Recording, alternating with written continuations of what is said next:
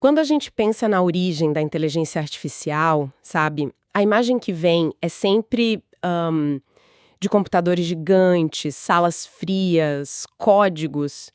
Mas e se o começo de tudo não foi uma máquina, e sim um cérebro?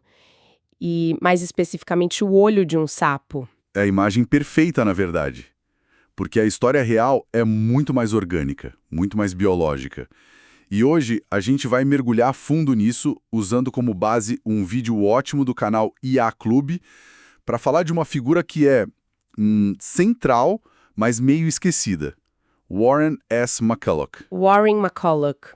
Ele é tipo um dos pais das redes neurais, né? Exatamente, sem exagero nenhum. Então a nossa missão hoje é essa. Vamos voltar lá para 1943, para o primeiro modelo matemático de um neurônio, e tentar entender não só a ciência, mas o homem por trás dela. Uma pessoa que, pelo que eu vi, era bem excêntrica. E genial.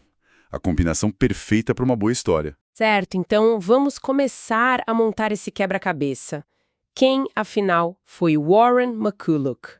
O vídeo descreve ele não só como neurocientista, mas filósofo, psicólogo, físico, matemático. Um polímata, né? Uma mente que hoje seria impossível de se formar, talvez. Totalmente. E essa visão múltipla é a chave para tudo. Ele não viu o cérebro só como, sei lá, um engenheiro. Ele via com todos esses olhares. E o mais incrível que a gente precisa sempre reforçar é o contexto. O artigo dele com o Walter Pitts é de 1943. 1943. Peraí, isso é antes dos computadores eletrônicos como a gente conhece? Exato. Antes dos computadores de propósito geral. Eles estavam, na prática, desenhando software. Para um hardware que nem existia. Exatamente. Era um exercício de abstração pura, baseado não em circuitos, mas na biologia. Eles estavam em plena Segunda Guerra, com interesse enorme em computação, claro, mas a inspiração deles era outra. Era orgânica.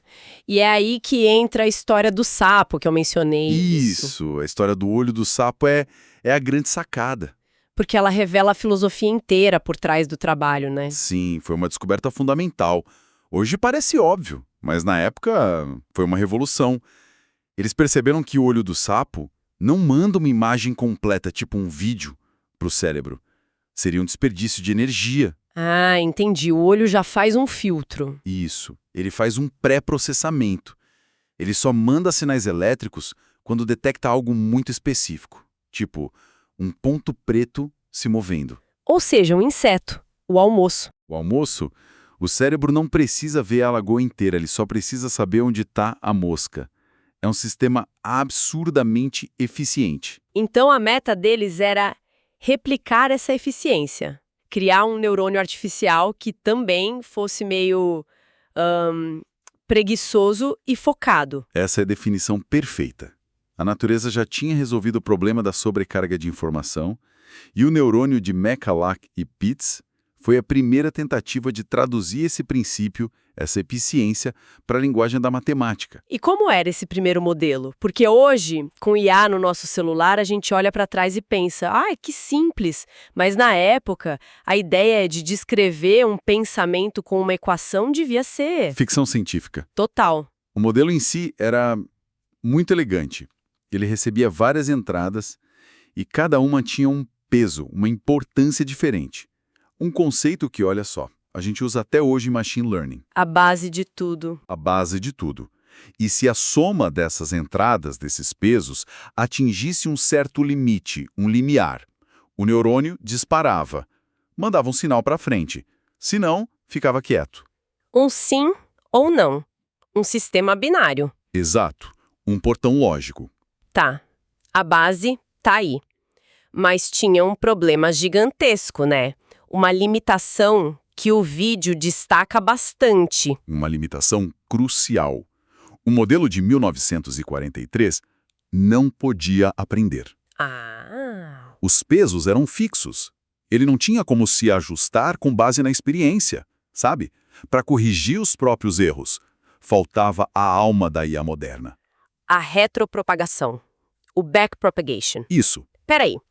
Se ele não aprendia, era como um cérebro que já nasce pronto, mas é incapaz de se adaptar a qualquer coisa nova. Vendo com os olhos de hoje, sim, parece uma falha enorme. Mas, para a época, só o fato de provar que um circuito lógico podia imitar uma função biológica, isso já era revolução. Foi o marco zero. Aquele neurônio burro, entre aspas, foi o ancestral de tudo. E a partir daí a coisa decolou. Aí a corrida começou. Nos anos 50 veio o Perceptron, que já era um modelo que aprendia com exemplos, ajustando os pesos. Foi o primeiro passo para fora da teoria pura. E essa linha evolutiva leva direto para o que a gente chama hoje de Deep Learning, que no fundo, é só pegar aquela ideia de 1943 e escalar de uma forma absurda. É uma linha direta. Deep Learning é basicamente isso. Usar muitas camadas desses neurônios, umas em cima das outras. O conceito é antigo. O que mudou foi o poder computacional para fazer isso funcionar de verdade. E aí vieram as especializações, né? As redes convolucionais para imagem. Exato, que são geniais para reconhecer padrões visuais. E outras arquiteturas para a linguagem, que nos deram os tradutores, os chatbots. A complexidade explodiu, mas o DNA ainda é aquele neurônio binário de 1943. É impressionante. E pensar que no começo de tudo estava essa figura, o Warren McLoco, o que me leva à pergunta, que tipo de pessoa, que tipo de mente consegue pensar nisso tão antes do seu tempo?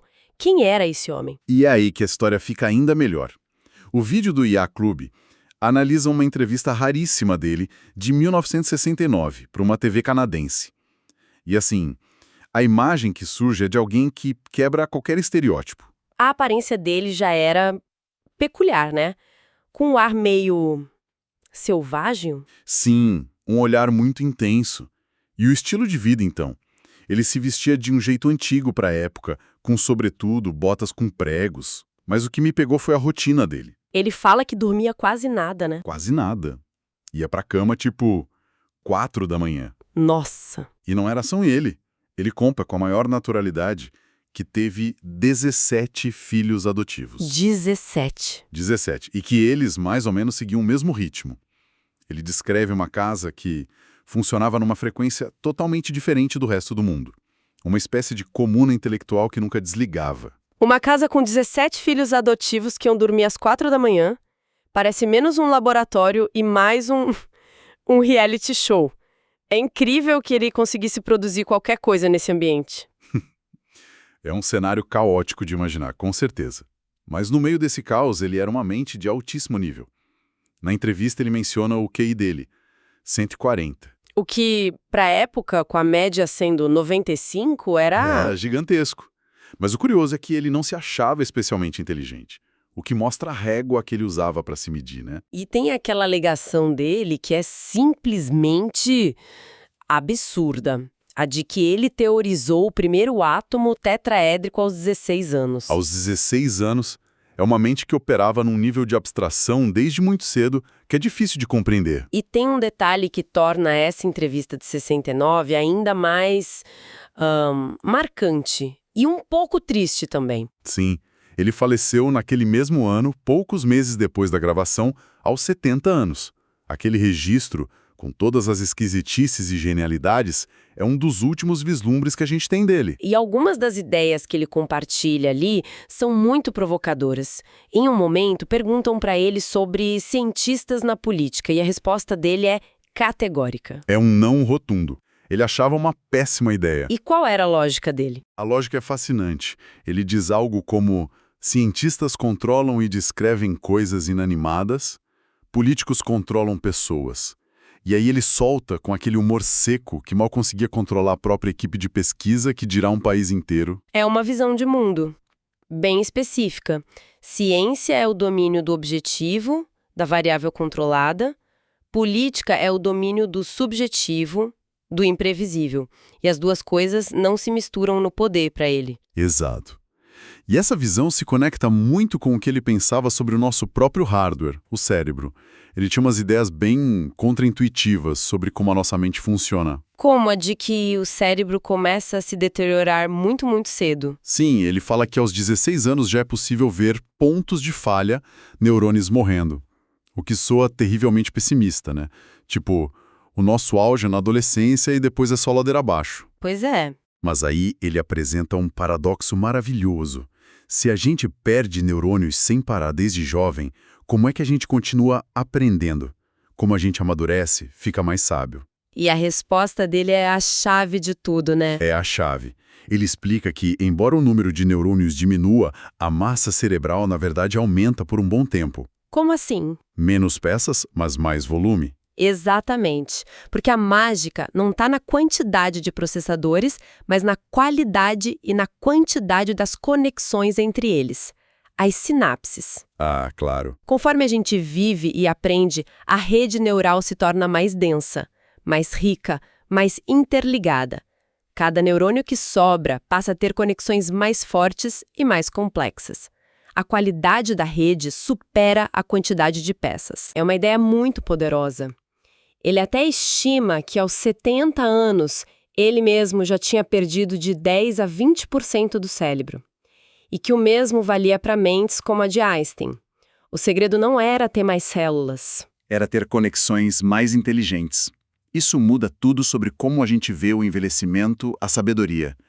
A sabedoria não é preservar o hardware intacto, mas sim otimizar o software que roda nele. No fim, a imagem que fica do Warren McCallor é a de um pioneiro absoluto. Um cara que não só criou a base da IA moderna décadas antes de existir a tecnologia, mas que também tinha uma compreensão profundamente biológica e filosófica do que significa pensar. Exato.